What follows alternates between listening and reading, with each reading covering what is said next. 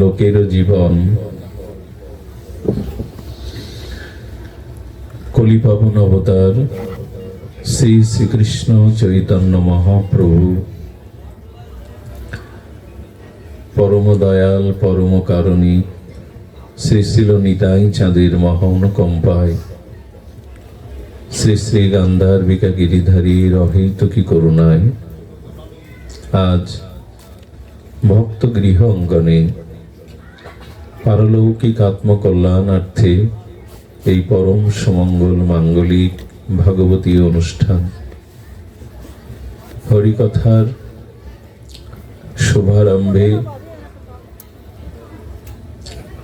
অস্মদীয় পরমারাধ্য শ্রীগুরু পাদ পদ্মে পরাধ্য কোটি দণ্ডবৎ প্রণতি।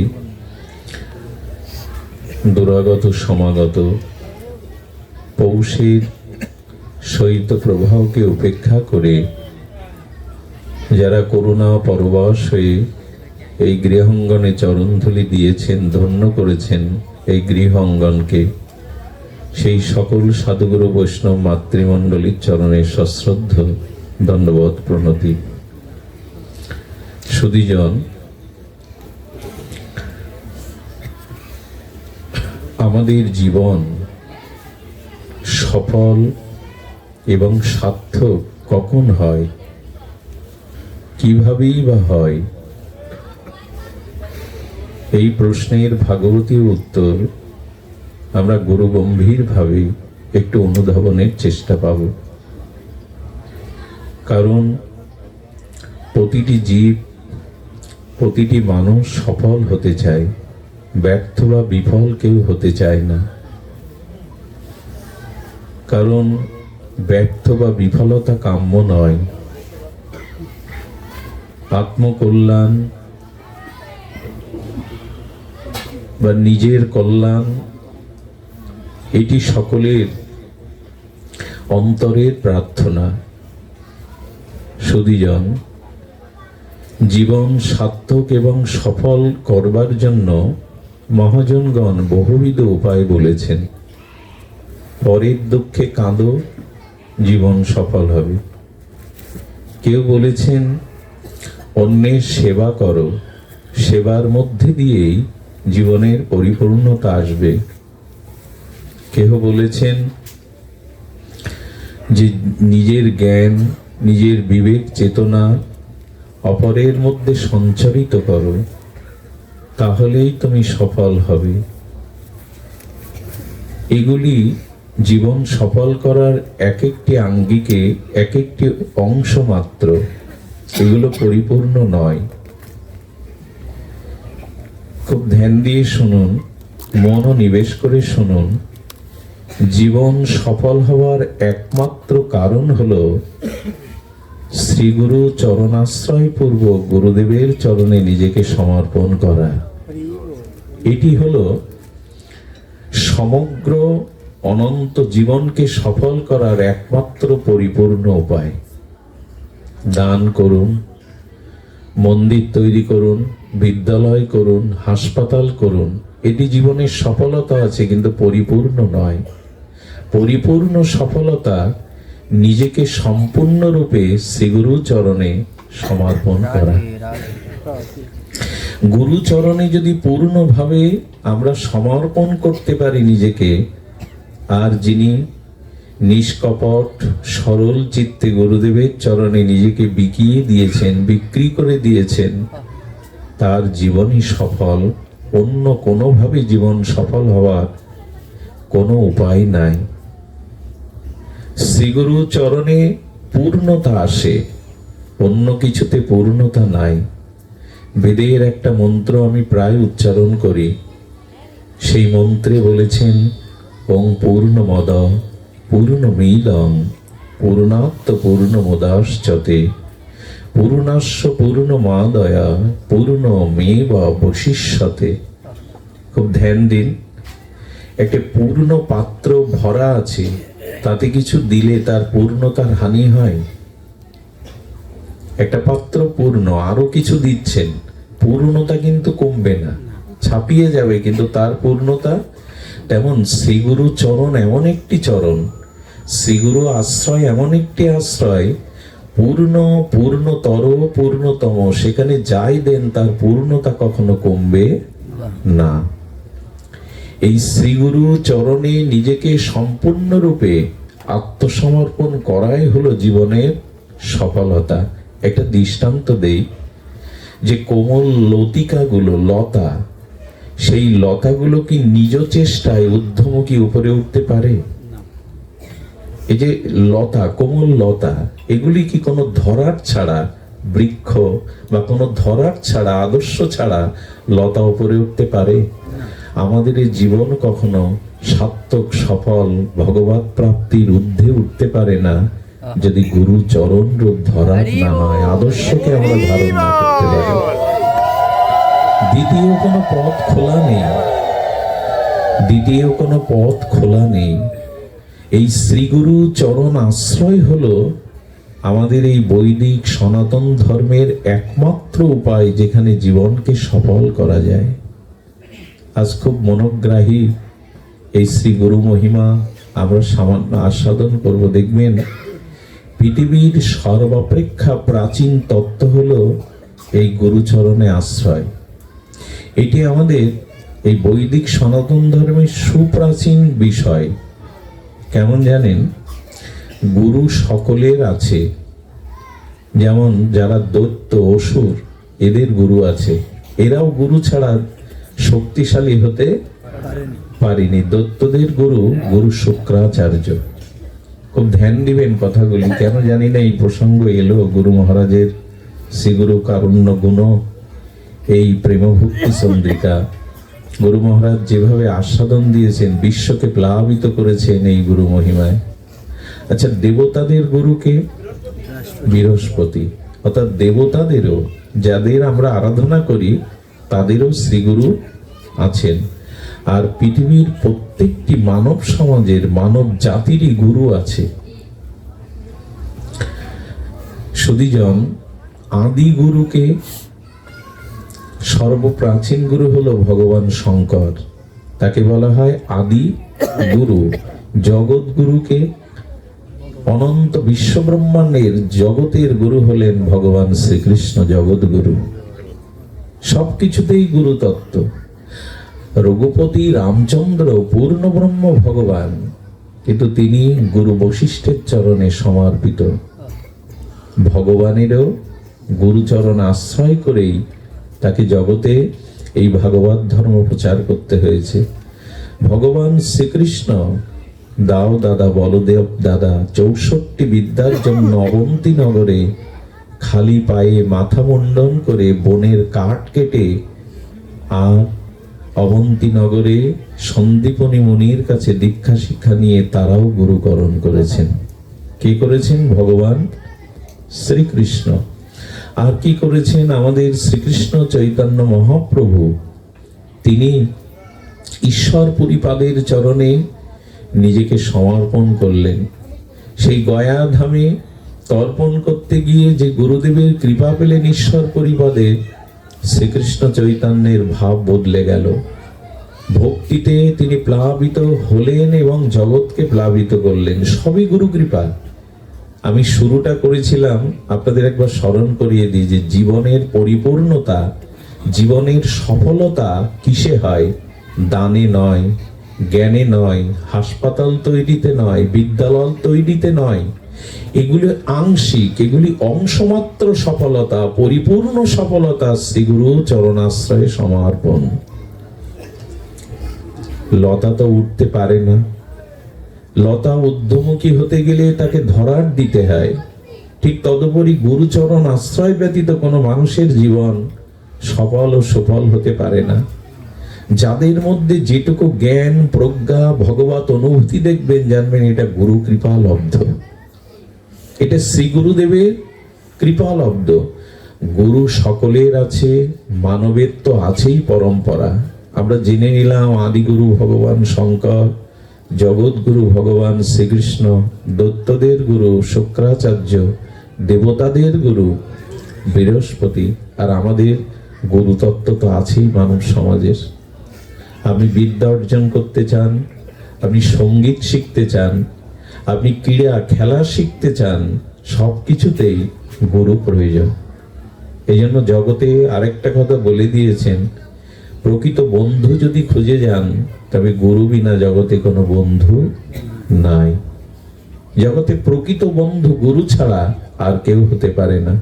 আচ্ছা, এই যে আমরা গুরুকরণ করেছি স্ব পরম্পরাতে, আমাদের জীবন কেন সফল হচ্ছে না? আমার তো হচ্ছে না। আমি গুরুদেবের মর্যাদা রাখতে পারছি কই ব্যক্তি জীবনে, চরিত্র জীবনে, ব্যবহারিক ত্যাগ বৈরাগ্যে? তবে শুনুন, শ্রী গুরুদেবের চরণ আশ্রয়ের পরে শিষ্যের কিছু কর্তব্য থাকে। সেই কর্তব্য যদি যথাযথ রূপে না পালন করি, তাহলে দীক্ষা গ্রহণেও আমি সফল হতে পারবো না। কারণ দীক্ষাটা আমাকে বুঝতে হবে যে দীক্ষাটা কর্ণে মন্ত্র নেওয়া শুধু নয়, একজনকে মালা চন্দন দিয়ে গুরুরূপে বরণ করে প্রণাম করা নয়। গুরুদেবের চরণাশ্রয় করে জীবন সফল করবার জন্য আপনার গুরু কৃপাতে 4টি তত্ত্ব আপনার জীবনে আসা লাগবে, প্রতিপালন করা লাগবে। কয়টি? এই ওদেরকে কথা বলতে নিষেধ করেন। কয়টি বললাম? আজ একটু গুরু গম্ভীর আলোচনায় আমরা প্রবেশ করতে যাচ্ছি। গুরু মহারাজের কৃপায় একটু ধ্যান দিন, একটু ধ্যান দিন যে 4টি তত্ত্ব আপনার জীবনে আসলেই আপনি শিষ্য।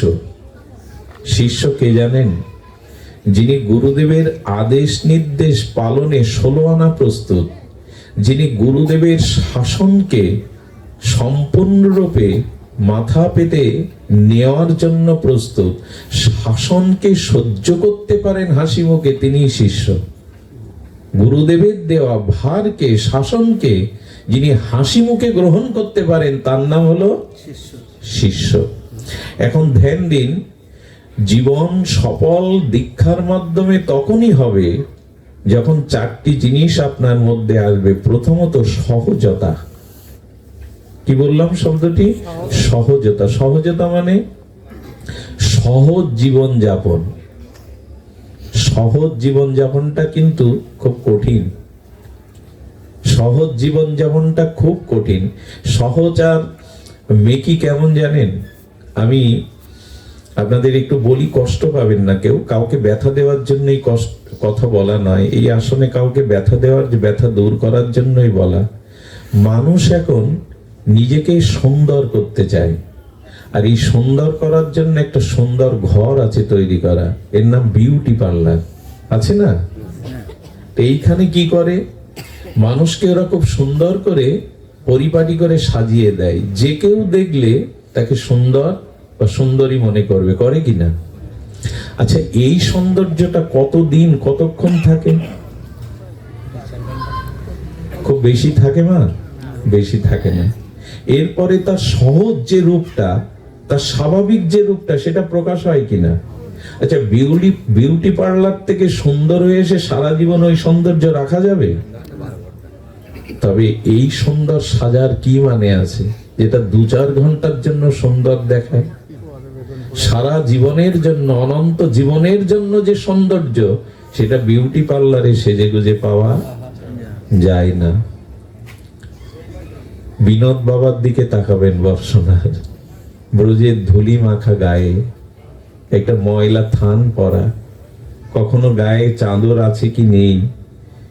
80 বছরের এই রাধারানীর কিঙ্করির দিকে তাকালে দৃষ্টি ফেরাতে পারবেন না, তাদের এত আকর্ষণীয় সৌন্দর্য রাধারানীর কথা মনে করিয়ে দেয়। তাদের চোখ দুটো দেখলেই মনে হয় আমার ভিতরে শুদ্ধতা আসছে। সুধীজন, সৌন্দর্য বাইরে সাজা গোজাতে নাই, এটা তারাই করে যারা সহজ সৌন্দর্যটাকে বোঝেনি। সৌন্দর্য ভেতরের জিনিস, বাইরের জিনিস নয়। ওটা 2-4 ঘন্টা সাজলেই সুন্দর হওয়া যায় না। সহজতা, সহজতা কাকে বলে জানেন? আড়ম্বরপূর্ণ জীবনযাপন, যার জীবনে আড়ম্বর নাই। আজকে আমরা এই আড়ম্বরটাই সর্ব করি। আড়ম্বর শূন্য সহজ জীবন। তুমি যেমন তেমন করে তোমার কথা। একটা জিনিস বলি, এই চোখ হলো মনের আয়না। কি বললাম? চোখ হলো মনের আয়না। খুব কম মানুষ আছে চোখের ভিতরে দিয়ে তার ভেতরে অন্তরে প্রবেশ করতে পারে। চোখটাই হলো ভেতরে যাওয়ার দুয়ার। চোখ দেখেই বোঝা যায় তোমার ভেতরে। আর খুব কম লোক আছে চোখ দেখে ভেতরটা পড়তে পারে। চোখ দেখে ভেতরটা, রাধা কুণ্ডের ছিল গুরু মহারাজের দিকে তাকাবেন একবার, তার বিগ্রহের দিকে, এই জগতের চোখ মনে হবে না আপনার, কোথায় যেন হারিয়ে গেছে। এই জন্য সহজতা, চোখে কালি দিয়ে, চোখে কিছু দিয়ে চোখ সুন্দর করা নয়, ভেতরের আড়ম্বরপূর্ণ, আড়ম্বর নেই, দম্ভ নেই, অভিমান নেই, অহংকার নেই, সহজ। এই সহজ জীবন যাপন হলো দীক্ষার মাধ্যমে আমাদের জীবনে আসে। ব্রজে যারা পড়ে রয়েছে, ব্রজে যারা পড়ে রয়েছে তাদের কাছে যাবেন, গায়ে ধুলা মাখাতো, কিন্তু কত মানুষ তাদের একবার দর্শনের জন্য ব্যাকুল হয়ে দাঁড়িয়ে থাকে কুঠিরে। ওদের মধ্যে সহজ সৌন্দর্য। ওই সেই সর্বস্বামীর অনগত্যে একটা থান পড়ে আছে, গায়ে ব্রজের ধুলি মাখা, আর ওই মাধুকরী। এদের দেখলে, এদের সহজ জীবন, সহজ জীবন, এই সহজতাই হলো দীক্ষার মাধ্যমে আমার জীবনে যেন আসে। আমি যেন বাইরের কিছু মেকি করে নিজেকে সুন্দর করে প্রচার করতে না যাই। যেমন ব্রজের ওরা রূপ সনাতন, এক এক বৃক্ষতলে বাস, আটা ভিক্ষা করতেন, কেন রুটি ভিক্ষা করতেন না? সনাতন গোস্বামী গিরিরাজ পরিক্রমা করে মথুরায় এসে আটা ভিক্ষা করতেন। এ কথা কি বিশ্বাস করানো যাবে আপনাদের? সে আটা যমুনার জলে গুলতেন, আর হাতে গুলে একটু চেপটি দিয়ে কাঠ ভিক্ষা করে এনে, কাঠ জঙ্গল থেকে কুড়িয়ে এনে ওই আটাটা লবণহীন, ওইটা তাপ দিয়ে তাই পেতেন। বলুন তো, যিনি একদিন রাজা ছিলেন, কেমন সহজ জীবন যাপনে চলে এসছেন। আড়ম্বর নেই, কিছুই নেই। এই জন্য জীবনে যত আড়ম্বর সর্বস্ব হবেন, তত মেকিতা আসবে, অন্যকে লোক দেখানোর ভাব এসে যাবে। সুধীজন, এই জন্য জীবনে সহজতা আনুন। সহজটাই সুন্দর, সহজতাই জীবনের উন্নতি করে। মেকিতে কিছু হয় না। কবে বুঝবো? গুরু কৃপা হলে এটা বোঝায়। ওদের হয়েছে, এই জন্য ওরা আমাদের মতো, আমার মতো এইভাবে নিজেকে বাহ্যিক ভাবে সাজায় না। দ্বিতীয় হলো, প্রথম হলো সহজতা, দ্বিতীয় হলো ব্যবহারিক প্রস্তুততা। ব্যবহারের প্রস্তুতটা কেমন? দেখুন, কারো চুল দেখে, কারো পোশাক পরা দেখে, কারো হাঁটা চলা দেখেই তত্ত্বজ্ঞরা বুঝতে পারে, কি বুঝতে পারে? সে জীবনে নিজেকে প্রস্তুত করেছে কিনা। এই যে নিজ এবং নিজের পরিবেশকে প্রস্তুত, ব্যবহারের দ্বারা প্রস্তুত করতে হবে। আমি পাটকেল ঘাটায় বা আসবার পথে একটা কথা বলে আসছিলাম। কথাটি অপূর্ব কথা, সাধারণ কথা, কিন্তু অনেক গভীরতা। প্রস্তুত মানে বলে আসছিলাম, দেখুন, আমি আপনাদের মাঝে পাঠক হয়ে আসি, কিন্তু আমি আমার পরিবারের মধ্যে, আমার সন্তানাদির মধ্যে যদি আমার এই চেতনা, আমার এই জ্ঞান কিঞ্চিত দান না করতে পারি, তাহলে তাদের অধঃপতন এবং তাদের ব্যক্তি চরিত্র দেখে একদিন আমার দিকে সবাই আঙুল তুলবে। সারা জীবন ব্যাসপীঠে মানুষকে বলেছ, তুমি তোমার উপার্জন, তোমার ধর্মজ্ঞান তাদের দিতে পারোনি, তাদের জাগাতে পারোনি, তুমি আমাদের ফাঁকিয়ে দিয়েছো সারা জীবন, নিজেকে গড়তে পারোনি। এর উত্তর আমার কাছে কি থাকবে সেদিন? থাকবে না। এই জন্য এইখান থেকে যে জ্ঞান আমরা নিয়ে যাই, এইখান থেকে যে চেতনা নিয়ে যাই, এটা পরিবারের মধ্যে, অন্যের মধ্যে প্রস্তুত করে ব্যবহারে ছড়িয়ে দিতে হবে। তাহলে একদিন মানুষ আমার দিকে আঙুল তুলবে, তুমি আমাদের ঠকিয়েছ। এরা ভিক্ষা করে, এরা ঋণ করে তোমাকে নিয়ে অনুষ্ঠান করতে দিয়ে, ভক্তদের সেবা করতে দিয়ে যে টাকাগুলো ব্যয় করেছে গায়ের জল করা, তুমি এদের ঠকিয়েছ, তুমি ঠকবাজ। যদি নিজেকে প্রস্তুত না করতে পারি, মানুষ কেন আসবে হরিকথা শুনতে? কেন মানুষ বলবে, বাবা আমার মাথায় একটু হাত দিন? কেন চাইবে সাধুর কাছে যে বাবা আপনি একটু দাঁড়ান, আপনার পায়ে একটু প্রণাম করি? কেন বলবে জানেন? আপনি নিজেকে প্রস্তুত করেছেন, মানুষের শ্রদ্ধা ভালোবাসা নিজেকে প্রস্তুত করেছেন আপনি, আর এটা ছড়িয়েছেন আপনি। এই সহজ ব্যবহারিক প্রস্তুতি না থাকলে জানবেন আপনার জীবন বিফল, আপনি দীক্ষার মাধ্যমে কিছু অর্জন করতে পারেননি। আর তৃতীয় হলো সংযম। এটা একটু ধ্যান দিয়ে শুনতে হবে। মানুষের জীবনে যদি সংযম না থাকে তবে সত্যই তিনি দীক্ষা নিয়ে জীবন সফল করতে পারবেন না। সংযমের কথা কি বলবো আপনাদের, এটা আমাদের আচার্যরা আচার্য পরম্পরায় দেখিয়েছেন সংযম। চিন্তা করতে পারেন, জগৎগুরু ভগবান শ্রীকৃষ্ণ আর সুদামা, গুরুমা বলছে যাও কৃষ্ণ যাও সুদামা, আশ্রমে রন্ধনের জন্য বনে কাঠ কেটে আনো, খালি পায়ে যেতে হবে, কত কাটা আছে। আর যাওয়ার সময় খাবার কি জানেন, সারাদিন কাঠ কাটবে, কাঠ কুড়াবে, কিছু ছোলা ভাজা দিয়েছেন মা আঁচলে বেঁধে। সংযম ভগবান শিক্ষা দিচ্ছেন, সংযম। কিছু ছোলা ভাজা দিয়েছেন, এই ছোলা ভাজাটা ভাগ করে সুদামা আর কৃষ্ণ পেত। ওই কাঠ মাথায় করে এনে গুরুমাকে দিত। গুরুদেব শয়ন করেছেন, কৃষ্ণ রাত জেগে জেগে গুরুদেবের পদসেবা করতেন, নিজের ঘুম নিজের দেহ সুখ জলাঞ্জলি দিয়েছেন। এই জন্য সংযম যদি না থাকে, আহারে কথাবার্তায় পোশাকে আশাকে, এই সংযম যার নাই তার মধ্যে ধর্মও নাই, তার মধ্যে দীক্ষার প্রতিপালন পূর্ণত নাই। এই সংযমই দরকার। মনে আছে আপনাদের, গুরুদেব বললেন আল ভেঙে জল আসছে, আলটা আটকে দাও। শিষ্য গিয়ে দেখলো মাটি দিতে গেলে বারবার মাটি জলের স্রোতে সরে যাচ্ছে, তাই সারা রাত নিজের দেহটাকে জলের মধ্যে আল দিয়ে রাখলো। গুরুদেব বলে দিয়েছে, নিজের ভাবনা ভাবলো না, আল দিয়ে রেখেছে। গুরুদেব সকালে উঠে বলছেন কিরে ও কোথায় গেল, সতীর্থদের কাছে জিজ্ঞাসা করছে কোথায় ও, বললো তো ফিরে আসেনি। বললো চল তো আমার সাথে। ডাকতে ডাকতে সে আলের পাশে গিয়ে দেখে মরার মতো পড়ে আছে, জল আটকাবার জন্য। কতটা গুরু বাক্যের প্রতি নিজেকে সংযম করলো, এইভাবে পড়ে আছে। কৃপা কি আর এমনি এমনি হয়? কৃপা কি আর এমনি এমনি হয় গো? এমনি এমনি হয় না। তো এই জন্য জীবনে গুরু মহারাজ দেখছেন, বিল্বমঙ্গল তুমি যা পাচ্ছ, তুমি যে ভোগ করছো, এটা গুরুদেব দেখছেন, তার দৃষ্টি সকলখানেই আছে। নিজের ব্যক্তি জীবনে ব্যবহারিক জীবনে যদি সংযত সংযম না থাকে, সেখানে ধর্ম নাই। এই ব্যাসাসনটা চারটি খুঁটির উপরে দাঁড়িয়ে আছে, সংযমের উপরেই ধর্ম নিজের সফলতা দাঁড়িয়ে থাকে। এজন্য আমাদের জীবনে সংযত ভাব আসা। সংযম মানে বিষয় থেকে নিজেকে গুটিয়ে নেওয়া, ভোগ থেকে বিষয় থেকে নিজেকে, এটা গুরুদেব চেয়েছেন।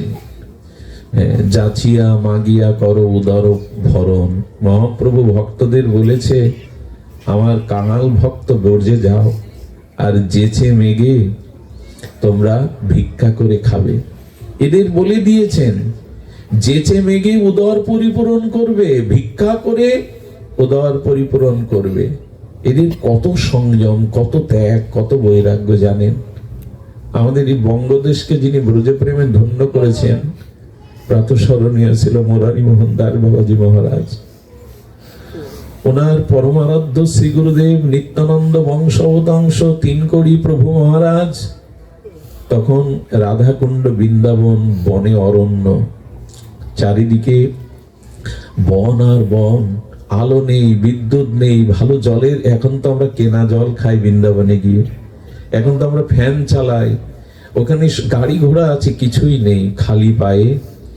ওই শীত, কি তীব্র শীত, কি তীব্র গরম, পড়ে থাকতেন আমাদের প্রাতঃস্মরণীয় বন্দনীয় বর্ষনাথ বাবা স্মৃতিচারণ করেছেন গুরুদেবের। একসময় বলতেন যা শাক তুলে নিয়ে আয়। বৃন্দাবনে মাঠে ধান ক্ষেতের পাশে শাক থাকে, সেই শাক তুলে এনেছেন। তুলতে তুলতে এক সময় ঘাস গুলিয়ে এনে সিদ্ধ করে খেতে হয়েছে, জানেন। এই বিনোদ বাবা, মুরারি মোহন বাবার ঘাস সিদ্ধ করে এমনি কি বড় হয় মানুষ? যার ত্যাগ নেই, সংযম নেই, মানুষ তাকে কেন তাকে হৃদয়েশ্বর করে বসাবে, প্রণাম করে বসাবে? আপনাদের মনে পড়ে রামকৃষ্ণ মঠ মিশন এখন সারা বিশ্বব্যাপী, রামকৃষ্ণ মঠ মিশন। রামকৃষ্ণদেব যখন অপ্রকাট হন, 12 জন সন্ন্যাসীকে উনি গেরুয়া পরিয়েছিলেন। এই 12 জন সন্ন্যাসীর মধ্যে কি অবস্থা ছিল জানেন? বলরাম বসুর বাড়ি গিয়ে একদিন দেখছে ইট মাথায় দিয়ে স্বামীজিরা সই, বালিশ নেই, ইট মাথায় দিয়ে। আর একটা কেবল ভালো কাপড় ওই পরে ভিক্ষা করতে যায়, পরে এসে ছেঁড়া কাপড়টা পরে। একদিন নরেনকে, অর্থাৎ ভাবিকালের বিবেকানন্দ যিনি, তাকে বললেন, নরেন, ঠাকুর যাওয়ার পরে তোমাদের এত কষ্ট, ইট মাথায় দিয়ে থাকো, একটা কাপড় নেই ভালো, ভালো কাপড়টা পরে এসে ছেঁড়া কাপড় পরে কাপড়টা তুলে রাখো। বলেন আজ এই সংযমটা করতে দিন। আজ মাথায় ইট দিয়ে অন্নবিহীন ছেঁড়া কাপড় পরে আছি, একদিন মা শারদার কৃপায়, গুরুদেবের কৃপায় আমরা লক্ষ লক্ষ মানুষকে আশ্রয় দেব, অন্ন দেব, চিকিৎসা দেব, শিক্ষা দেব। এই সংযমটাই তাদের এত বড় করেছে। এই জন্য এই ভক্তি পথে এসে, এই ভজন পথে এসে আমাদের কিছু অনর্থ জুটে যায়। ভালো খাওয়া, ভালো পড়া, সুনাম, এগুলি যদি সংযত না হয় তো আমাদের জীবন, আপনাদের মনে পড়ে, আহা, গুরুদেবের কৃপা দেখুন। এক সামর্থ্য গুরুদেব, মনোহর দাস বাবাজির শিষ্য, সিদ্ধ মহাত্মা, তিনি জয়পুরের রাজবাড়িতে ঠাকুরের ভোগ রাখ, আরতি, কীর্তন, ভজন করেন। রাজবাড়িতে প্রতিদিন প্রায় 56 ভোগ হয়। সেই 56 ভোগের প্রসাদ পেতে পেতে শরীরটা হৃষ্টপুষ্ট হয়ে ভেতরে মহাশত্রু কাম জেগে গেল। আর যখন কামের জ্বালা সইতে পারছে না, তখন বৃন্দাবনে ছুটে গিয়েছেন গুরু মহারাজের কাছে, গুরুদেব রক্ষা করুন। গুরুদেব সব বুঝে তো বলা লাগে না, গুরুদেব অন্তর্যামী বুঝে বললেন, আশ্রমে থাক, কোথাও যাস না, আজ রাজবাড়িতে যাওয়ার দরকার নেই। পরের দিন থেকে কি ব্যবস্থা করলেন জানেন? আটা গোলা। এই আটা গোলা খাবি। 1 মাস পরে বললেন এতে লবণ দেওয়া যাবে না। 6 মাস পরে কি বললেন জানেন? নিমের তিতো পাতার রস দিয়ে মিশিয়ে খা। এইভাবে তাকে 1 বছর কাছে রেখে যখন এই করালেন, তারপরে তার হৃদয় থেকেই চলে গেল। এই জন্য ভক্তি পথে এসে ভালো খাওয়া, ভালো পড়া, এর মধ্যে দিয়েও অনর্থ আসে আমাদের। আমি একজন এখানে আছে, নাম বলবো না, আমরা প্রসাদ পাওয়ার পরে 1 মুঠো কখনো পাই নাই, ফেলে রাখা এটোগুলো। আমার মাঝে মাঝে মনে হয় যদি আমার জীবনে আচরণটা আসতো, বেঁচে যেতাম। ভালো খাওয়াতে দোষ নাই, প্রসাদ পেতে দোষ নাই, কিন্তু বললেন সংযত থেকে পাও। সংযম না থাকলে তোমার জীবনে তুমি বেশি পথ চলতে পারবে না। বাক্যের মধ্যে এই জন্য অনর্থ 4টি আসে আমাদের জীবনে, 4টি অনর্থ আসে। সুকৃতিজাত অনর্থ, হ্যাঁ, ভজন ভক্তিজাত অনর্থ আসে। ভক্তি পথে এসে যদি লাভ, লোভ, পূজা, প্রতিষ্ঠা, অর্থের ঝোঁক থাকে, তাহলে আপনি ধরা খেয়ে যাবেন। ধরা খেয়ে মানে আর এগোতে পারবেন না। 10টা বস্ত্র দান হলো, ওর মধ্যে আমার নাম নেই কেন? 10টা গীতা দান হলো, কেন আমার নামটা বলা হলো না? আর ঘরের মধ্যে সাধুরা সেবা নিচ্ছে, কেন আমি ওখানে একটা আসন পেলাম না? এই সব মাথার মধ্যে কখনো আনবেন না, আনলে এই পথে চলতে পারবেন না। রাধারানী মুখ ফিরিয়ে নেবে, নিতাই চাঁদ মুখ ফিরিয়ে নেবে। ভগবান শ্রীকৃষ্ণ রাজস্ব যজ্ঞে যুধিষ্ঠিরকে বলেছিলেন, আমাকে কিছু কাজ দাও। বললেন, আপনিই তো যজ্ঞেশ্বর, আপনি কি কাজ করবেন? বললেন, না, এখনো 2টো কাজ বাকি আছে, সেই লোক তুমি নিয়োগ করোনি যুধিষ্ঠির।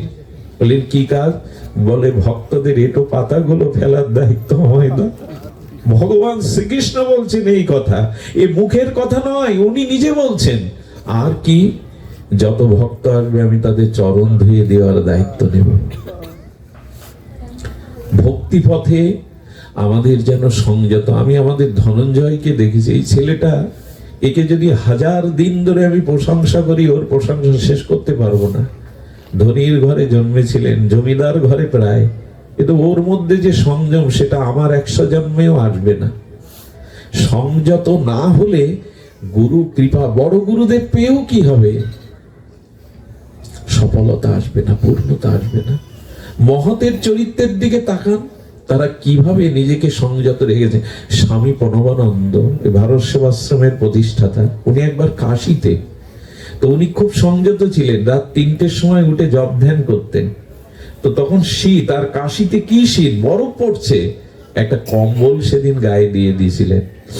যখন রাত 3টা বাজে, ওনাদের অভ্যাস, উঠতে গিয়ে ওই কম্বলের গরম একটু সুখ পেয়ে আবার টেনে নিয়েছে। সঙ্গে সঙ্গে হুঙ্কার দিয়ে উঠলেন, জগৎ জীবের ঘুম ভাঙাতে এসছো, এই কম্বলের সুখ তোমায় আটকে দিল? নিত্যদিনের আরাধনা থেকে কম্বল আটকে দিল? সিংহ গর্জনে উঠলেন, কম্বলটা নিলেন আর গঙ্গাতে ফেলে দিয়ে বললেন, আর জীবনে কখনো কম্বল গায়ে জড়াবো না। এরে বলে সংযম। দেননি স্বামীজি আর কোনোদিন গায়ে কম্বল। এরে বলে তুই আমাকে সুখে বাধা দিচ্ছিস ভজনে। আমরা এত দূর যেতে না পারি, সিন্ধু থেকে বিন্দু, এক বিন্দু তো এসব আচরণ করতে পারি। সুধীজন, এই জন্য অনুরোধ করব, আমাদের ভিতরে থাকতে হবে সহজতা, থাকতে হবে সংযম, থাকতে হবে প্রস্তুততা ব্যবহারের, আর থাকতে হবে কি জানেন, আর থাকতে হবে সব পরিস্থিতিতে ধৈর্য ধরা। সে হতে পারে বিপরীত পরিস্থিতি, হতে পারে কলঙ্ক, হতে পারে অপমান, হতে পারে সুখ, হতে পারে প্রশংসা, সবটাতে আপনি সকারাত্মক চিন্তা করুন, এটা হয়েছে আমার ভালোর জন্য। এটা যদি ভাবতে পারেন, আপনার জীবন সফল হবে। যেটা হয়েছে আমার ভালোর জন্য, কলঙ্কটাও এসছে আমার ভালোর জন্য, এভাবে যদি সকারাত্মক চিন্তা করতে পারেন। আমি তো মূর্খ, ইংরেজি জানি না, মানে পজিটিভ শব্দটা এখানে ব্যবহার হয়, যে সবকিছুই পজিটিভ করে নিতেছে, সকারাত্মক বলে বাংলায়। সবকিছুই সাকার না, এটা আমার জন্য ভালো। দেখুন, আমরা মাঝে মাঝে মনে করি বর্তমান আমার যে অবস্থাটা আমি ভালো বলে মেনে নিতে পারছি না, 2-5 বছর পরে আপনিই বলবেন ওই সময় ওই পরিস্থিতিটা আসা খুব দরকার ছিল, এসছিল বিধায় আমার জীবন আজ এখানে দাঁড়িয়েছে। যে পরিস্থিতি আসুক তাতে নেগেটিভ চিন্তা করবেন না, সব গেল গেল, সব শেষ হয়ে গেল, এরকম করলে কিন্তু মানসিক রোগ এসে, দুশ্চিন্তা এসে আপনাকে শেষ করে দেবে। যেটা হয়েছে তোমার ইচ্ছা, আমি যেন তা মেনে নিতে পারি, আমি যেন সেটা গ্রহণ করতে পারি, তাহলে দেখবেন জীবনে অনেক অশান্তি মুছে যাবে। জীবনের চিন্তা করে করে চিতার মতো আপনাকে আর জ্বালাবে না। সেটা অপমান হোক, কলঙ্ক হোক, এটা আমার জীবনে প্রয়োজন ছিল, তাই প্রভু পাঠিয়েছেন, এটা দরকার। এই জন্য ভগবান রাত যেমন দিয়েছেন, দিনটাও দিয়েছেন, শীত যেমন দিয়েছে, বসন্তও দিয়েছে, অমাবস্যা যেমন দিয়েছে, পূর্ণিমা। কেন দরকার ছিল? একরকম দিতে পারতেন উনি। বলে জগৎ যেন প্রকৃতি থেকে শিক্ষা নেই, প্রকৃতি এক রকম নয়, সব পরিস্থিতিকেই মেনে নিতে শেখো। একজনকে, রামপ্রসাদকে বলা হলো, রামপ্রসাদ, এত দুঃখ তোমার জীবনে, বেড়া নেই, ঘরে চাল নেই। রামপ্রসাদ যে কথা বলেছিল লিখে রাখবার মতো, কি অপূর্ব। উনি বললেন, সমুদ্রে যার শয়ন, শিশিরে তার ভয় কিসে। ভাবুন তো কথাটা কত কত গভীরে। সমুদ্রে যার শয়ন, শিশিরে তার ভয় কিসে। আমি মায়ের চরণেই তো আছি, সমুদ্রে আছি, শিশিরে আমি ভয় পাবো কেন? এরকম ভাবলে আর দুঃখ আসে? সব পরিস্থিতির মধ্যে সকারাত্মক চিন্তা করুন, যেটা হয়েছে তোমার ইচ্ছায় আমার মঙ্গলের জন্য। আমি বুঝতে পারছি না, তবু এর মধ্যে কোনো মঙ্গল নিহিত আছে। আমাকে দরিদ্র করেছো, আমাকে কাঙাল করেছো, আমাকে লোকের কাছ থেকে দূরে সরিয়ে নিয়েছো, সবই তোমার দান। এই 4টি কি কি বললাম, এগুলো মনে রাখতে হয়। সহজতা, সংযম, জীবনের ব্যবহারের প্রস্তুততা, সকারাত্মক চিন্তা, এই 4টির দ্বারাই দীক্ষা পরিপূর্ণতা পায়, মনুষ্য জীবন সফলতায় রূপ নেয়। এগুলি যেন আমরা একটু ধ্যান রাখি। আচ্ছা, যদি আমরা এই 4টিকে শ্রীগুরু পাদ পদ্মাশ্রয় করে পালন না করি, তবে শুনুন, আচ্ছা, দৈত্যদের গুরু শুক্রাচার্য সারা জীবন চেয়েছেন যে দৈত্যরা তাদের সঠিক পথে চলুক, কিন্তু দৈত্যরা চলেছে কি সঠিক পথে? এটা একটা জিনিস লক্ষ্য করেছেন, এই কথাটি আজকের অনুষ্ঠানের সার কথা। শুক্রাচার্য দৈত্যগণকে সবসময় সঠিক উপদেশ দিয়েও যখন দেখলেন এদের আসরিক বা দৈত্য বা রাক্ষসী ভাব যায়নি, এদের কি ত্যাগ করেছিলেন শুক্রাচার্য? গুরু কখনো কাউকে ত্যাগ করে না। মা যেমন তার কুসন্তানকেও ত্যাগ করতে পারে না, তেমন গুরুদেব জীবনে একবার যাকে গ্রহণ করেছেন চেয়ে থাকে কেন জানেন? এ জন্মে তুই যা, যতদূর পারিস যা, কোনো না কোনো জন্মে তোকে আমি আমার চরণে এনে ভগবান চরণে দিয়ে দেবো। আমি প্রতীক্ষা করবো, ত্যাগ করে না, কোনদিন ত্যাগ করেনি। এই জন্য আজও দত্তদের গুরু শুক্রাচার্য ত্যাগ করেনি। ভগবান যদিও কারো মুখ ফিরিয়ে নেয় অপরাধে পাপে, কিন্তু গুরুদেব কাউকে মুখ ফিরিয়ে নেন না। মায়ের মতো ধুলাবালি মলমূত্র গায়ে মাখা থাকলেও মা আঁচল দিয়ে মুছে দেয়। সন্তান তো আমার পেটেই তো হয়েছে, এই জন্য ধুলাবালি গুলো মুছে দেয়। তেমনি গুরুদেব কাউকে কখনো ত্যাগ করেন না। গুরুদেব অন্তরে বাইরে শাসন করেন। এই জন্য গুরু যেখানে সেখানে দীক্ষা নিতে নেই। গুরু সকলে হতে পারে না। গুরু তত্ত্ব ভগবানের তত্ত্বের থেকে আরো সুগভীর। গুরুকরণে ভুল হলে জীবন শেষ। গুরুকরণ যদি ভুল হয় সব ভুল হয়ে যাবে। শ্রীগুরু পাদপদ্মকে এই জন্য যথাযথ রূপে আশ্রয় করতে হয়। দেখুন, দেবতাদের গুরু বৃহস্পতি কত তাদের উপদেশ দিয়েছেন, কিন্তু দেবরাজ ইন্দ্রই শোনেনি। এই জন্য দেবরাজ ইন্দ্র মাঝে মাঝে স্বর্গ থেকে চ্যুত হয়েছেন, অভিশাপের কারণ হয়েছেন, কারণ গুরু বাক্য তিনি মানেননি। আমাদেরও তাই হবে। গুরু আমায় ত্যাগ করবেন না, কিন্তু আমি গুরুদেবের আজ্ঞা না মেনে জীবন গঠন করলে আমি পিছিয়ে পড়ব, আমি কিন্তু পরাজিত হয়ে যাব, আমার স্খলন আসবে। এই জন্য দেবরাজ ইন্দ্র গুরু বৃহস্পতির আদেশ মানেননি। এই জন্য আমাদের হিসাব করা দরকার। গুরুদেব ত্যাগ করবেন না, কিন্তু গুরু আদেশ নির্দেশ প্রতিপালন না করলে আমি পিছিয়ে যাব, আমারই পতন আসবে। হয়তো আরো কত জন্ম এমনি করে লেগে যাবে আবার ওই চরণে আসতে। এই জন্য চক্ষু দান দিলা যেই, তিনি জন্মে জন্মে থাকবেন, কিন্তু আমি তার আদেশ উপদেশ তার আদর্শকে আঁকড়ে ধরলাম না। দেবরাজ ইন্দ্র সব আদেশ মানেননি। একদিন গুরুদেব বৃহস্পতি মাথায় হাত দিয়েছিলেন, কেন জানেন? একবার দেবরাজ ইন্দ্র মেনকাকে নিয়ে স্বর্গে গিয়ে গুরুদেবকে প্রণাম করছেন। গুরুদেব বললেন, তোমার পাশে কে? কারণ ইন্দ্রের পাশে থাকবে তো তার স্ত্রী সতী দেবী। দেখছেন আরেকজন সুন্দরী উর্বশী। বললেন, গুরুদেব ও কে পরে বলছি। বলো না, আগে বলো কে। গুরুদেবের কথার উপরে বলছেন, আগে তো শুনুন, আমি আজ ভগবানের দর্শন করেছি। বৃহস্পতি হেসে উঠলেন, ভগবান কৃপা করে তোমায় দর্শন দিয়েছেন, কি চাইলে ভগবানের কাছে? তো ভগবান বর দিতে চাইলাম আমার স্ত্রী সচিত আছে, ওর থেকে অনেক সুন্দরী কাউকে দিন। হাত মাথায় দিয়ে বললেন ইন্দ্র, এই চাইলে ভগবানের কাছে? গুরুদেবের আজ্ঞা না মানলে দেবতাদেরও পতন হতে পারে। আপনার আমার কি কথা? গুরুদেবের নির্দেশ মানেনি। অনেক বৃহস্পতি ছিলেন তাদের, মানেননি, এই জন্য অনেকবার তাদের পতন হয়েছে। সুধীজন, যদি মন্দিরে যান, শ্রী গুরু দর্শনে যান, তবে একটাই প্রার্থনা করবেন, একটাই নিবেদন করবেন, সেই নিবেদনটা যেন জগতের জাগতিক কিছু না হয়, জগতের জাগতিক কিছু যেন না হয়, এইটুকু। সেটা হলো একটা কথা বলি, গুরুদেব তিনটে জিনিস আমাদের দিয়ে দেন। একটু লক্ষ্য করুন, লক্ষ্য তো করছেন, এত নীরব পরিবেশ পাওয়া ভাগ্যের। গুরুদেব তিনটে জিনিস দিয়ে দেয়। একটা হলো সাধু সঙ্গ, একটা হলো স্বাধ্যায় অর্থাৎ এই গ্রন্থাবলী, গোস্বামী গ্রন্থাবলী দর্শন, আর একটা হলো সেবা। কি দেয়? সেবা, সাধু সঙ্গ আর স্বাধ্যায়।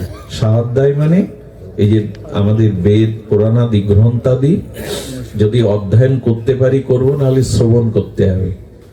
আর সাধুসঙ্গ আর সেবা, এর মধ্যে সাধুসঙ্গ যদি যথার্থ না হয়, অর্থাৎ আমার মতো বাইরে বেশ সাধু ভেতর সাধু না, তাহলে কিন্তু এগোতে পারবেন না, বরঞ্চ আরো পিছিয়ে পড়বেন। এই জন্য সাধু সঙ্গটাও হতে হবে সৎসঙ্গ, সাধু সঙ্গ। যিনি আমার থেকে বেশি ভজন করেন, যিনি আমার থেকে, যার মধ্যে ত্যাগ বৈরাগ্য আছে, তার সঙ্গ করবেন। দেখবেন কোনো না কোনো দিন নিজের আপন মনে দেখবেন আপনি অনেক পথ এগিয়ে আসছেন। এই জন্য সাধু সঙ্গ যদি যথার্থ না হয়, কি হবে জানেন? এই যে আমি এখানে বসেছি না, আমার এই শব্দের মধ্যে দিয়ে আমার মনের ভাবগুলো রোগ জীবাণুর মতো আপনাদের ভিতরে গিয়ে বাসা বাঁধবে। কিন্তু যার যেমন সঙ্গ করা হয়, মনের ভাবগুলো ওই জাতীয় তৈরি হয়। এই জন্য সব সঙ্গের কথা বলা হয়নি, সবখানে যাওয়ার কথা বলা হয়নি। এখানে খুব সতর্ক থাকতে হবে। আমাদের বড় পণ্ডিতজি রাধাকুণ্ডে বলেছিলেন, যখন একটু গুরু কৃপায় শাস্ত্র জ্ঞান হবে, তখন আর সবার সাথে মিশতে পারবে না, সবার সঙ্গ করতে পারবে না। এটা কিন্তু পক্ষপাতিত্ব নয়, এটা কিন্তু একলা চলা নীতি নয়, এটা নিজেকে বাঁচানোর নীতি। করোনার সময় ছেলের পাশেও মা, ডাক্তার নিষেধ করছে। কেন করছে? যে মা, তুমি সুস্থ আছো, করোনা হয়েছে সন্তানের, তুমি ওর পাশে গেলে তুমিও তো মরবে। এই জন্য নিষেধ ছিল কিনা? মাকে সন্তানের কাছে যেতে নিষেধ করছেন। তাই যদি হয়, রোগ জীবাণুর যদি এই সংক্রামিত ক্ষমতা থাকে, তবে যার সঙ্গ করছেন তার ভাব আপনার মধ্যে সংক্রামিত হবে। এই জন্য সাধু সঙ্গটাও খুব হিসেব করে করতে বলা হয়েছে। সবার কথা মেনে নিলে জীবনে ব্যক্তিত্ব থাকবে না, স্বাতন্ত্রতা থাকবে না। আমি কিন্তু এর মানে এই বলছি না যে দেখবেন যার সঙ্গ করলে আমার ভিতরে ত্যাগ আসছে, সংযম আসছে, ভজনে রুচি আসছে, জানবেন এটাই যথার্থ সৎসঙ্গ। সুধীজন, এই জন্য এই যে সাধ্যায়, এই যে সাধু সঙ্গ, এটার থেকে শ্রেষ্ঠ হলো সেবা। সেবা যার জীবনে নেই, আমি লিখে দিতে পারি পাথরে, তার জীবনে আধ্যাত্মিক উন্নতি কোনোদিনই হবে না। সেবাই ধর্ম, সেবাই মনুষ্য। একমাত্র শ্রীগুরু, ওই যে শিষ্য মানে কি, যে গুরুর আদেশ পালন করবেন। এই জন্য সেবা যার নাই, তার মধ্যে কিছু না। সেবা করতে গেলে কি হতে হবে জানেন? ভেতরটা ফাঁকা করতে হবে।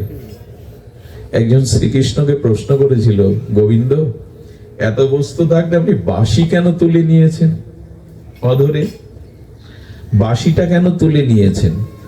গোবিন্দ কি উত্তর দিল জানেন? বাঁশির মধ্যে সব ফাঁকা বলে, কিছু নেই বলে। ওর মধ্যে কিছু, আচ্ছা বাঁশির মধ্যে যদি কিছু প্রবেশ করান, বাজবে তো? ফু দিলে বাজবে না। ওর ভেতরটা কিছুই নেই, ফাঁকা বলে ওতে রাগ রাগিনী ওঠে। বাতাসটা, এই বাতাসটা কি সুন্দর শোনাবে? কিন্তু এই বাতাসটা বাঁশির মধ্যে দিলে সুর হয়ে বেজে উঠবে। এই জন্য বলছেন, বাঁশির ভেতরে কিছু থাকলে বাঁশি আর মন মোহিনী সুরে বাজতো না। গোবিন্দ বললেন, সেবা করতে গেলে নিজের অভিমান, আমি সেবা করছি, সব ফাঁকা করে দাও, তাহলেই বাজতে পারবে, তাহলেই সেবা করতে পারবে। অভিমান থাকলে, আমি সেবা করছি এই ভাব থাকলে, সেবা করার প্রশংসা নেওয়ার ইচ্ছা থাকলে, ভেতরে ফাঁকা হলো না। বাঁশি এই জন্য বাজে, ভেতরে কিছু নেই বলে। সেবা করতে গেলে ভেতরে অভিমান শূন্য করতে হবে। বরঞ্চ কি জানেন, আজ উনি আমার হাতে সেবা নিয়েছেন এটা নাই, উনি করুণা করে, আমি অযোগ্য হলেও আজ আমার হাতে উনি করুণা করে সেবা নিয়েছেন। এই ভাবটা কেমন দেখুন তো। আজ আমি ওনাকে সেবা দিয়েছি, এটা আমার অভিমান। আর যদি এরকম ভাবি আমি সেবার যোগ্য নই, উনি কৃপা করে, করুণা করে আজ আমার কাছে সেবা চেয়ে নিয়েছেন আমাকে ধন্য করার জন্য, এই ভাবনাটার ওই ভাবনাটা অনেক পার্থক্য আছে। এই জন্য সেবা করতে গেলে ভেতরে ফাঁকা করবেন। আমি করেছি এই অভিমান থাকলে সে সেবক নয়, সেবিকা নয়। সেবাটা ভেতরে ফাঁকা করতে হবে। আমার কি আছে আমি সেবা দেব। এই জন্য রাধারানী সারা জীবন অভিমানই করেছেন, আমি সেবা দাসী মাত্র। আমি সেবা দাসী মাত্র। এই জন্য আপনাদের কাছে অনুরোধ করব, শ্রীগুরু চরণে যদি কখনো যান, অন্তরাত্মা দিয়ে প্রার্থনা করবেন যেন সেবা করতে পারি। আমরা তো চাইতেই গিয়ে চাই ছেলেটার পরীক্ষায় যাতে পাশ হয়, তাই না? সংসারে যাতে রোগ শোক না আসে, গুরুদেবের কাছে এটা চাইতে নাই। রাজার বাড়ি গিয়ে লাউ কুমড়ো চাইতে নাই, রাজধন চাইতে হয় গুরুদেব, যাতে সেবা করতে পারি। সুধীজন, আরেকটি জিনিস আপনাদের বলি, সেটি হলো শ্রীগুরু মহিমাতে তিনি তার নির্দেশাবলীতে কখনো কোনো সংশয় আনবেন না। আচ্ছা, শাস্ত্রে বলা আছে, কিছু মনে করবেন না, গুরুদেবের কখনো কখনো যদি স্খলন হয়, গুরুদেবের যদি লোভ লালসা, পূজা, অর্থ এগুলি পাওয়ার আশা ভেতরে জাগে, আর আমি তার কাছে দীক্ষাও নিয়েছি, কি করা উচিত? যদি দেখেন শাস্ত্র অনুযায়ী গুরুদেবের ভিতরে এইসব লক্ষণগুলো প্রকাশ পাচ্ছে, কি করা উচিত জানেন? তার মন্ত্রকে, তার হরিনামকে যথাযথ রূপে প্রতিপালন করা, আর মনকে বোঝানো তার প্রতি অশ্রদ্ধাটা না আসা। কিন্তু গুরুদেবের থেকে একটু একটু দূরে থাকতে হবে আপনাকে, তার সান্নিধ্য থেকে দূরে থাকতে হবে। কথাটি আবার বলি, ধ্যান দিন, খুব লক্ষ্য করে শুনুন। গুরুদেবের চরিত্রে, মানসিকতায় যদি কখনো স্খলন দেখেন, তবে আপনি সংশয় না করে, পরের সাথে এটি না বলে, আপনি তার মন্ত্র হরিনামকে যথাযথ রূপে আচরণ করবেন, কিন্তু তার সান্নিধ্য থেকে দূরে থাকবেন। যেমন, কিছু মনে করবেন না, এক মা আমাকে একটা কঠিন প্রশ্ন করেছিল, আমি জানি না এই ব্যাসাসনে বলা ঠিক কিনা। উনি বলেছিলেন, বাবা, আমার শ্বশুরের দৃষ্টিভঙ্গি ভালো না, আমি কি করব, এই বাড়ির বধূ আমি। তাকে একটা উত্তর, আমি এই উত্তরটা মনে ছিল, মা, তুমি তার কাপড় কেচে দেবে, তার প্রয়োজনীয় বস্তুগুলো পাঠাবে, রান্না করে পাঠাবে, কিন্তু একাকী তার সান্নিধ্যে কখনো যাবে না। তোমার কর্তব্য দূর থেকে তার কাছে কিছু পাঠানো, তার প্রয়োজনগুলো সংসারে থেকে তোমার দায়িত্ব পালন, কিন্তু একাকী তার সান্নিধ্যে কখনো তুমি যাবে না। তেমনি শ্রীগুরু চরণে যদি কখনো মনে করেন, তবে সমালোচনা নয়, নিজের মধ্যে সংশয় নয়, তার নাম, তার আদেশ নির্দেশ যথাযথভাবে পালন করে তার সান্নিধ্য থেকে দূরে থাকবেন, সাক্ষাৎ সান্নিধ্য থেকে। সুধীজন, গুরুদেবের কৃপা ভিন্ন আমরা কিছু পেতে পারবো না। আর গুরুদেবের প্রতি যখনই কোনো অশ্রদ্ধা আপনার ভিতরে কাজ করবে, প্রথম যে ক্ষতিটা হবে সেটা হলো তার মন্ত্র আর ক্রিয়া করবে না। সুধীজন, এই জন্য বারবার বলি, যদি দীক্ষাটা পরম্পরায় না হয়ে থাকে, দীক্ষাটা যদি যথাযথ না হয়ে থাকে, পুনঃসংস্কারের বিধান শাস্ত্রে আছে।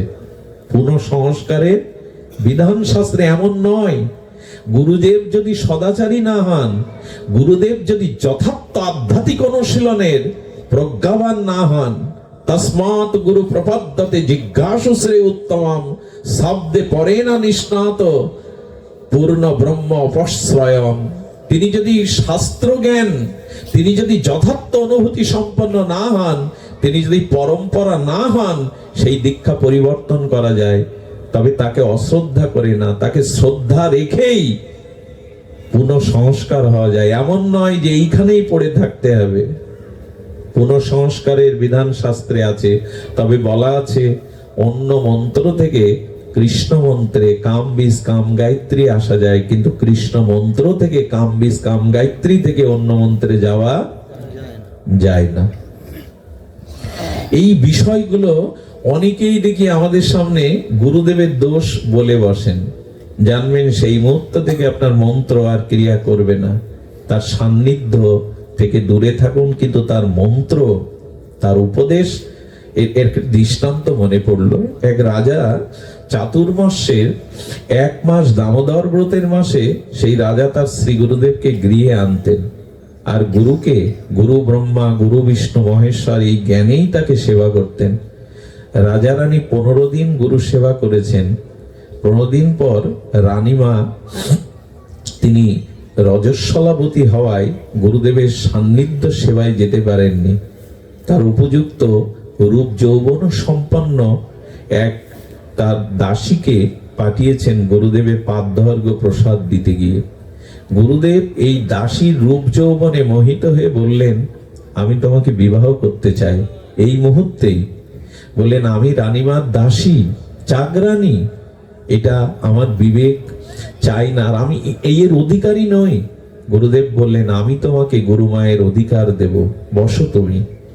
তাকে অধিকার দিলেন, পাশে বসালেন। রানীমা পুষ্প স্নান করে দুদিন পরে এসে দেখে গুরুদেবের শয্যায় গুরুদেবের পাশেই বসে আছে।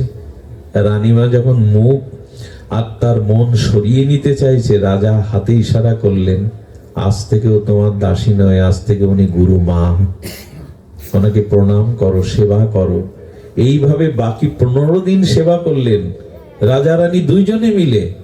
ওইখানে রাজার অটুট শ্রদ্ধা গুরুর প্রতি, বিক্রিয়া না এনে তাকে পূর্ণ শ্রদ্ধায় অর্চন করে 15 দিন বাদে, এটি কিন্তু ভাগবতের একটি উপাখ্যান, গুরুদেবকে আশ্রমে পৌঁছে দিতে যাচ্ছে নিজে রথে করে রাজা। মাঝপথে গুরুদেব এই যে 1 মাস সেবা টেবা করেছেন বসে বসে, ক্ষুধা সহ্য করতে পারেন না, দুপুর হয়ে গেছে। বলেন, বাবা দেখো তো কিছু ফল পাও কি জঙ্গলে। যখন ঋষি মুনির আশ্রমের দুয়ারে দেখে এক পাকা ফল পড়ে আছে, ফলটা উনি চেনেন না। ফলটা ঋষি বললেন, নিয়ে যাও, গুরুদেবকে দাও। ফলটা নিয়ে যখন গুরুদেবকে দিয়েছেন, যার মনের ভিতরে দুর্বলতা থাকে তার ভিতরে সংশয় জন্ম নেয়, সন্দেহ জন্ম নেয়। পাপ বোধ থাকলে দেখবেন দুর্বলতা আসে, আর এই দুর্বলতায় আপনাকে শেষ করে দেবে। গুরুদেব মনে করছেন যে আচরণ করে আসলাম ওর বাড়ি থেকে, ও বিষ ফল খাই আমাকে মারবে না তো। তখন বলছেন, এই ফলটার নাম জেনে এসো, নাহলে আমি খাবো না। ঋষির আশ্রমে গিয়ে বলছে, গুরুদেব নাম জানতে চেয়েছেন এই ফলে। বললেন, এই ফলটা মাঝখান দিয়ে ছেদ করলে ওর মধ্যেই নাম লেখা আছে, গুরুদেবকে গিয়ে বলো। ফলটা যখন ফাড়লেন, দুটো অংশের মধ্যে দুটো চিত্র দেখতে পেলেন, ছবি। আর ছবির মাঝখানে কি লেখা রয়েছে জানেন? লেখাটা কি আছে পরে বলছি, ফলের নামটা। ফলটা দুভাগ করার পরে ফিল্মের পর্দার মতো দেখছেন রাজা রানী বৈকুণ্ঠের রথে উঠে বৈকুণ্ঠে গমন করছেন, আর গুরু আর এই গুরু পত্নী তারা জমের দুয়ারে পৌঁছে যাচ্ছেন, জম তাদের নিয়ে যাচ্ছেন, আর মাঝখানে ফলের নাম লেখা রয়েছে কর্মফল। আপনি যদি আপনার শ্রদ্ধাটা থেকে দূরত্ব বজায় রেখে তার শ্রদ্ধা, তার নামকে বজায় রাখতে পারেন, আপনি উদ্ধার হয়ে যেতে পারবেন। তার কর্মের গতি কোথায় নিয়ে যাবে জানি না, তবে আপনার উদ্ধার এই শ্রদ্ধা থেকে হবেই হবে। এর থেকে হবেই। শ্রদ্ধা যেখানে, বিশ্বাস যেখানে, অটুট নিষ্ঠা যেখানে, সেখানে আত্মকল্যাণ হবেই হবে। সুধীবৃন্দ, আজ আমরা গুরুতত্ত্বকে বড় হালকা করে চিন্তা করতে পারেন। আমি গুরুদেবের শিষ্যা, কন্যার মতো আমি গুরুদেবের কাঁধে হাত রেখে ছবি তুলছি, এ কি মেনে নেওয়া যায়? যদি বলেন গুরু বাবা তো বাবা, বাবা ওইখানে না। আচ্ছা, আপনার আমার জায়গা কোথায়? গুরুদেবের কোথায় জায়গা কাঁধে হাত দিয়ে ছবি তোলার? জানেন, এই ছবিটা দেখলে অন্যরা কি মনে করতে পারে? গুরুদেবের সম্মান, গুরুদেবের মর্যাদার হানি হতে পারে। এসবগুলো ঠিক না। আজকে আমরা অনেক কিছুই আবেগে করে ফেলি, এসবগুলো ঠিক নয়। শ্রী গুরুদেবের মর্যাদা রাখতে হবে। আর একটা জিনিস কি হয়েছে জানেন? সেটা হলো, আমার একদিন আগে যারা দীক্ষা নিয়েছেন আমার কাছে তিনি প্রণম্য। কিন্তু আজ হয় কি, গুরুদেব আমাকে অধিকার দিয়েছেন, সিনিয়র যারা গুরুদেবের সন্তান তাদের আমি মানি না। গুরুদেব তো আমায় আদেশ দিয়েছেন, আমার মর্যাদা দিয়েছেন, আমরা মানি না। এগুলো খুব সতর্ক থাকবেন। একদিন আগেও যে আমার গুরু বড় ভ্রাতা, সে আমার কাছে বড় ভাইয়ের মতো পূজনীয়, সম্মান। ওইখানেই যেন তাকে পেছনে ফেলে আগে দৌড়াতে যাবেন না যে গুরুদেব আমাকে হাত ধরতে বলেছেন, অধিকার দিয়েছেন। এই মর্যাদাগুলো এখন আমরা দেই না। একদিন আগে যে দীক্ষা নিয়েছেন তিনি আমার কাছে বড় ভাই তুল্য। সুধীজন, এই খুঁটিনাটি বিষয়গুলো হারিয়ে ফেলে সহজ করে আবেগে এখন দীক্ষা আমরা নিচ্ছি বটে, কিন্তু আমাদের কল্যাণ কই? এক নরেন দত্ত বিবেকানন্দ হয় গুরু কৃপায়। কখন হয় এটা? এই জন্য শ্রী গুরুদেবের চরণে পূর্ণ পূর্ণ আমাদের এই এই এর থেকে যেন গুরুদেবের চরণে আর কিছু যেন না চাই। আমি একটা জিনিস বলেছি, সাহোদ্দায় আর সৎসঙ্গের থেকে বড় হলো সেবা। সেবা যেখানে নাই, আনুগত্য নাই, ধর্ম নাই, দেখবেন অভিমান থাকলে, বড়ত্ব থাকলে সেবা ভাব আসবেই না। সেবা ভাবটা আসে দৈন্য থাকলে। দৈন্যতা না থাকলে, নিরভিমান না হলে কাউকে সেবা করা যায় না। এই জন্য গুরুদেবকে দুই ভাবে সেবা করতে হয়। এক, পরিচর্যা। জানেন, এই গ্রামে হয়তো 20 বছর ভজন করেছেন, প্যারালাইসিস হয়ে পড়ে আছেন। আমি বলছি আপনাকে, 10টা তীর্থযাত্রার থেকে ওই শুদ্ধ সাত্ত্বিক প্রসাদভোজী বৈষ্ণবের জামা কাপড়টা গোপনে গিয়ে কেচে দিয়ে আসুন। একদিন তাকে একটু গরম জল করে সাবান মাখিয়ে স্নান করে দিয়ে আসুন। একদিন ঠাকুর ঘরে থেকে কিছু ভোগরাগ নিয়ে হাতে করে তার মুখে খাইয়ে দিয়ে আসুন। 10টা তীর্থযাত্রার থেকে ফল বেশি হবে আপনার। এই জাতীয় সেবার দ্বারা আজকে বৃদ্ধ পিতামাতাদের যারা সেবা করে, তাদের মলমূত্র পরিষ্কার করে, ওই বৃদ্ধ পিতামাতা মৃত্যুর সময় আপনার দিকে যে দৃষ্টিটা দিয়ে যাবে, ওই দৃষ্টির আশীর্বাদে আপনি অনন্ত জন্ম সুখে থাকতে পারবেন। ওই সময়ের আশীর্বাদটা বিফলে যায় না। সেবা চাই, সেবা অনুরাগ চাই। দেখুন, গুরুনিষ্ঠ হলে, যদি নামনিষ্ঠ হয়, আমার বুধাটাই সুবর্ণ বণিক পাড়ায়, ওনার বোন মনে হয় এখানে আছেন, তো সেই মানুষটা যে পরিবারে ছিল, সেই পরিবারে ধর্মের কোনো ছিটে ফোঁটা ছিল না। আশ্চর্য হয়ে গেছে আমি। তিনি এই পাঠ শুনে, মন্দিরে গিয়ে হরি কথা মোবাইলে শুনে, সাক্ষাতে শুনে শুনে তার জীবনে এমন পরিবর্তন এসছে, আমিও তার দেখলে এখন মাথা নত হয়। প্রসাদ ভোজী হয়েছেন, রাত দিন তিনি নাম, রাত দিন তিনি ভগবতের মধ্যেই থাকেন, অন্য কিছু ভালো লাগে না। এই জন্য যদি সেবা নিষ্ঠা থাকে, নিষ্কপটতা থাকে, আপনি এগিয়ে যেতে পারবেনই পারবেনই। আমার জীবনে আপনারা জানেন, আমি লেখাপড়াও শিখিনি। ছোটবেলায় বাবাকে হারিয়ে স্কুলের গণ্ডিও ভালো করে পেরোতে পারিনি। সারাটা দিন আমি গ্রন্থের একটা পৃষ্ঠা দেখবারও সুযোগ হয় না। কিন্তু যেটুকু কৃপা, এটুকু গুরু মহারাজের। জীবনে কোন জন্মের কোন স্বীকৃতি ছিল, বোবাকেও যিনি কথা বলান, পঙ্গুকে যিনি গিরি লঙ্ঘাতে পারেন, এটা হলো গুরু কৃপা। শ্রী গুরু কৃপা ছাড়া গুরু কিভাবে রক্ষা করেন, গুরুর ছোট্ট একটা সংক্ষিপ্ত কথা বলে আমি বিশ্রাম করি। আপনারা জানেন, স্বামী বিবেকানন্দ পুরো চিকাগোতেই বিশ্ব ধর্ম সভায় যখন সারা ইউরোপকে, আমেরিকাকে কাঁপিয়ে দিয়েছেন, জয় জয় কর, সেই দেশের পত্র পত্রিকাগুলো স্বামীজির গুণমুগ্ধ। ভারতের এই প্রাচীন সন্ন্যাস ধর্ম থেকে এক যুব তেজদীপ্ত সূর্য এসেছে, তার আলোকে উদ্ভাসিত।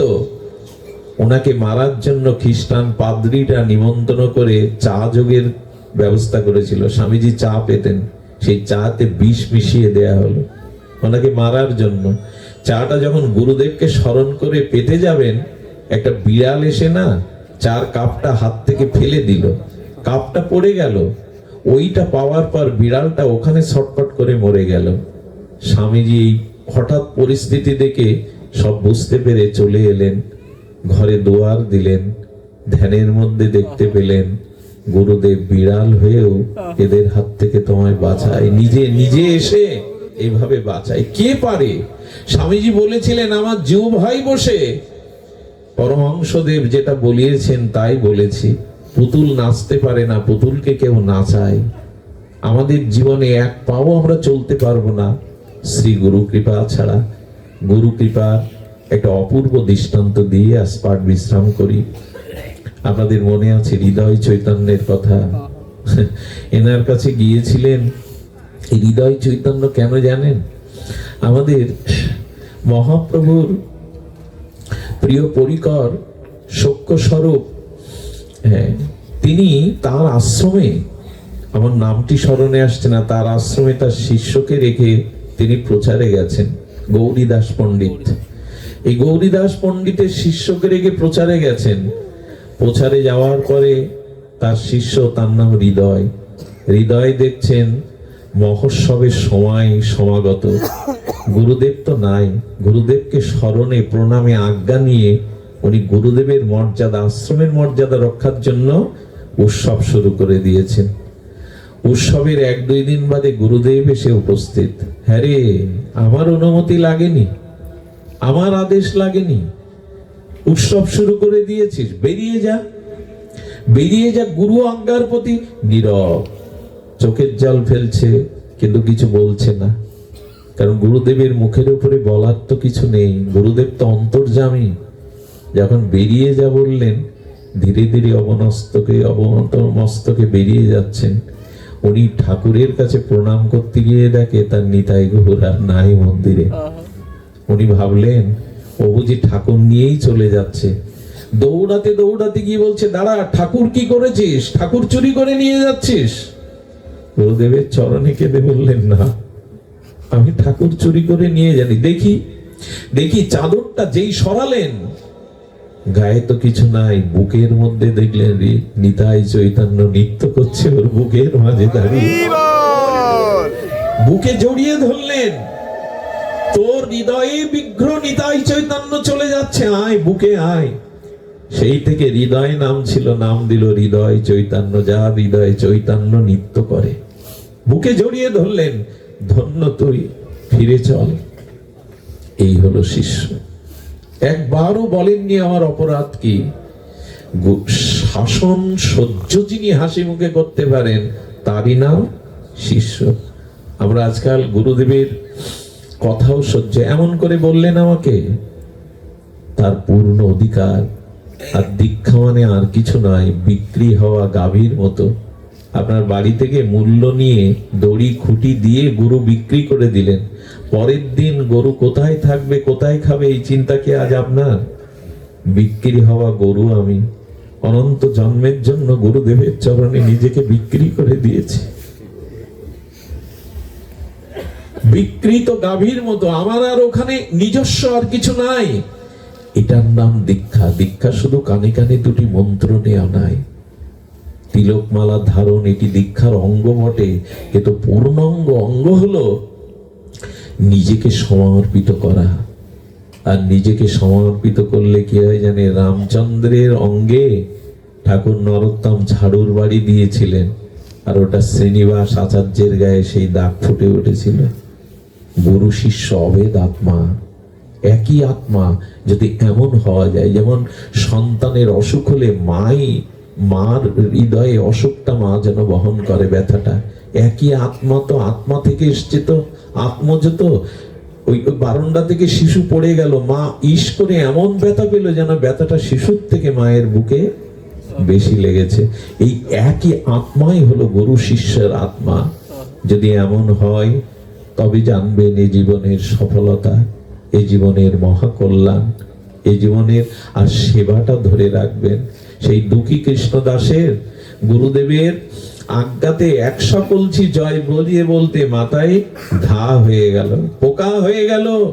গুরুদেব দেখতে পেলে আর সেবা নেবে না, তুলসী বৃক্ষে জল সিঞ্চন করতে দেবে না, তাই কাপড় বেঁধে রেখেছে। গুরুদেব বললেন, কিরে, খালি মাথায় জল তুলতে, আদেশ পালন করতে কষ্ট হয়, তাই আরাম ভোগ করার জন্য কাপড় জড়িয়েছিস? যা, আর সেবা করা লাগবে না, যা, ফিরে যা। নীরবে দাঁড়িয়ে চোখের জল ফেলছে, আবার কথা বলে না। খালি মাথায় তোলার নির্দেশ, কেন কাপড় জড়িয়েছিস? সুখ হবে বলে? গুরুদেব কিছু বলে না, কাঁদছে।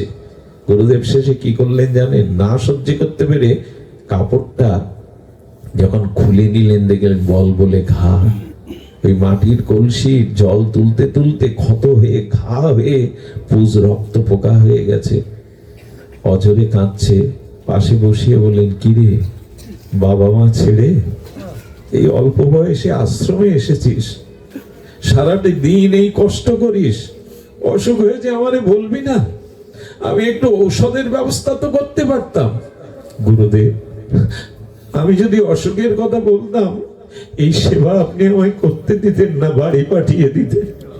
কত জন্মই তো শুকর কুকুর হয়ে জন্মেছি, গুরু সেবা করিনি বলে তো গোবিন্দ চরণ পাইনি, রাধারানীর চরণ। আপনি যদি সেবায় বারণ করতেন তাই বলিনি, বুকে জড়িয়ে ধরে বললেন, যা, রাধারানীর কৃপা পাওয়ার যোগ্য তুই, চলে যা বৃন্দাবনে, জীব গোস্বামীর চরণে গিয়ে আমার কথা বল, সেই তোকে শাস্ত্র জ্ঞান দিয়ে রাধারানীর করুণা পাইয়ে দেবে। রাধারানীর কাছে কে পাঠায়? এই সেবা। জীবনের সেবাটা রেখে দিন। সেবা যদি ভেতরে থাকে, অনেকেই আমরা সৎসঙ্গ করি, অনেকেই আমরা গ্রন্থ অধ্যয়ন করি, কিন্তু আমার জীবনে সেবা নেই, জানবেন ধর্ম আপনার ভিতরে জাগেনি, আধ্যাত্মিকতা গুরু সেবার মহিমা আপনার ভিতরে জাগেনি।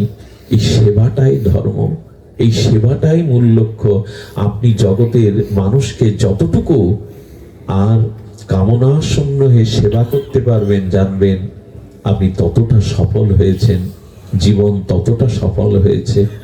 আজকে যে বাড়িতে আমরা অনুষ্ঠানে মাঝে মাঝে আসি, আমি মাঝে মাঝে ওর বাবা মাকেও বলি, ভ্যান চালানো একটা মানুষ এই মাটির কুঠিরে থেকেও কেন বারবার এই অনুষ্ঠান, অনেক সময় লোন করে এই অনুষ্ঠান মালা দেয়, কিন্তু ওদের আমি বোঝাতে পারিনি ওদের কি এক অমুক নেশা চেপে গেছে আপনাদের পাদ ধুলো পাওয়া, আপনাদের একটু সেবা করা। ধন্য ওরা, ধন্য। বললেন তোমাকে ডেকেছে বলে প্রশংসা করছো না, আমিও তো পারি না ওদের মধ্যে, আমরা অনেকেই পারি না ওদের মতো এই সাহসটা দেখাতে।